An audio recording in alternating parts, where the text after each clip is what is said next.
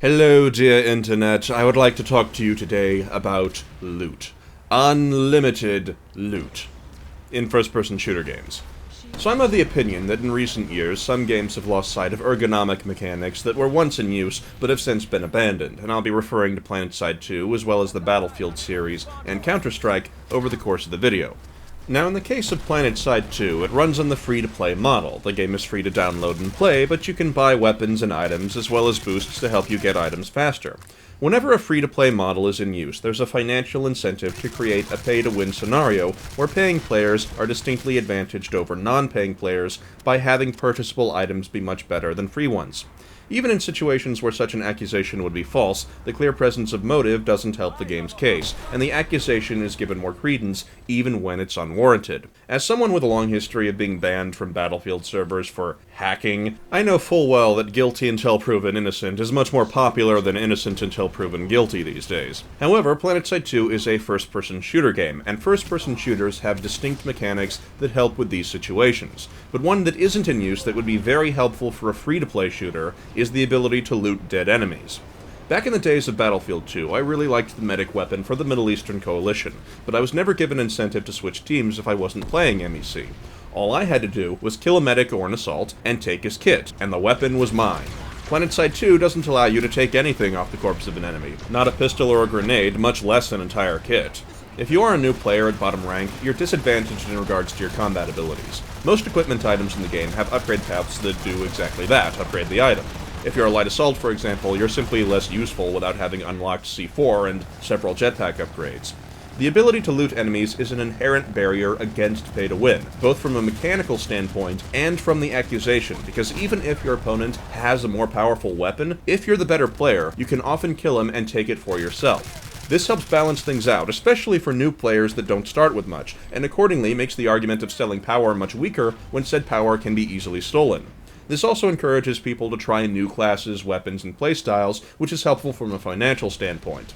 A new player may not know exactly what they want to do and would need to try out different things in order to help decide, and having items to pick up offers new experiences to that player. The game's trial system that only has 30 minutes, doesn't allow attachments, and doesn't support several items can only be described as primitive, and the VR firing range against stationary targets is insufficient to really get a feel for a weapon or test items like shields. Now, some would argue lootable corpses hinder sales, but I don't think that's true. Corpses are somewhat random in terms of their contents, so buying a shotgun or buying a boost to get something would always be the more incentivized option than rummaging through bodies to find the item you like for temporary use. And lack of certainty on where to invest points and money creates incentive to avoid purchases, especially if you're on a low budget. As does being so far invested into one class, you're hesitant to branch out and try new things. Picking up a shotgun from a slain enemy and getting a bunch of kills with it is a much more convincing sales pitch to buy a shotgun, and picking up a kit with explosives or interesting equipment would further give a fighting chance to newer players, as well as incentivize trying out and leveling up new classes and equipment, which translates to more sales of weapons and XP boosts. This would outshine sales derived from a lack of information, or at least that would be the case if the product is good.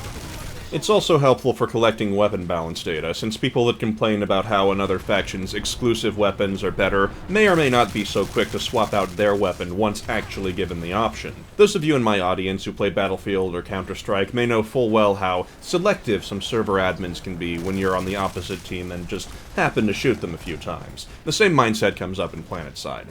Everyone wins with lootable corpses. New players have a supply of equipment to help endorse fair gameplay, and diverse kits to experience different classes and items, which in turn helps drive sales.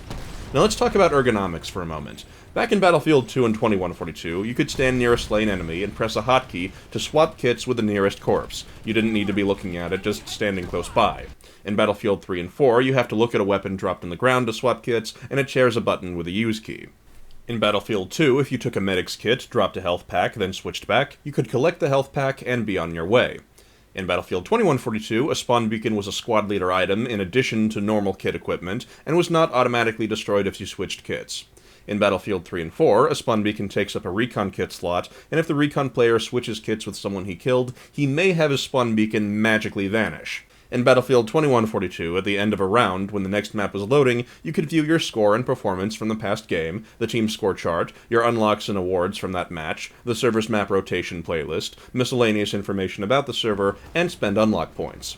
In Battlefield 3 and 4, you go through a waiting period at the end of the match where the score is shown and you can check progress on awards and unlocks, and time loading the next map is spent staring at pictures. This was also the case in the Battlefield Hardline beta. In Battlefield 2 and 2142, as soon as you died, you could bring up the loadout menu and change your class or equipment while waiting to be revived or be able to respawn. In Battlefield 3 and 4, you must wait several seconds to be allowed to do the same thing. One of these lives has a future, and one of them does not. In Counter-Strike, you can set up your entire kit at the start of a round from one keystroke if you know what you're doing in the item menu. All the items and categories are bound to hotkeys, allowing you to select a customized item set in under 1 second.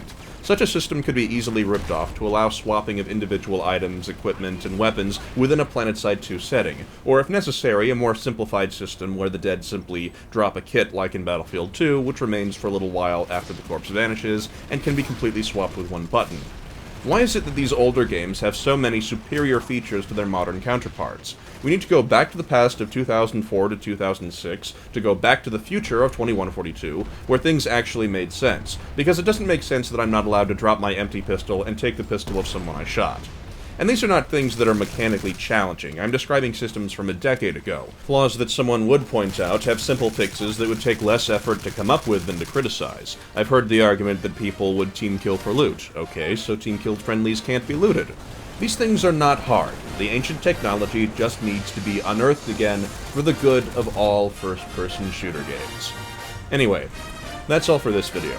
Insert typical end-of-video pandering here, and I'll see you next time. Later, YouTube.